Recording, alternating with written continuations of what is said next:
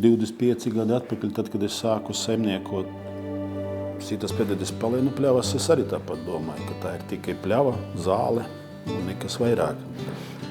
Bet gadiem ejot un piedaloties vairākos projektos, es ieguvu apziņu, ka tā nav tikai zāle.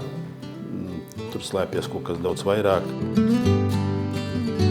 Iedomājieties puķītes, putniņi un silta vasara, bet manas pļavas ir unikālas. Mainoties klimatam, ir tāds tiešām izaicinājums apsaimniekot šīs pļavas. Reizi gadā es esmu milzīga ezera īpašnieks. Jā.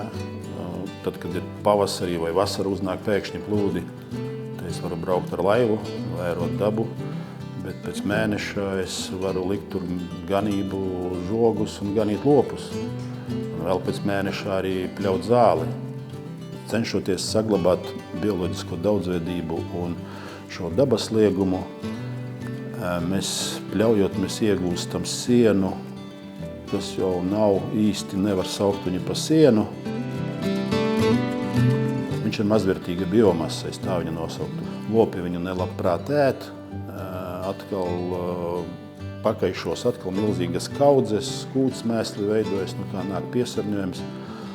Tad kaut kādos ziemas vakaros, mēģinot kaut ko domāt, sapratu, kad ir risinājums, ka mēs varētu viņu granulēt. Bet izmantojot mūsu projekta produktus, mēs varam piedāvāt gan bioloģiskām saimniecībām, gan lielsaimniecībām, mazāk izmantot ķīmisko mēslojumu, atgriezties pie dabīgām mēslojumiem.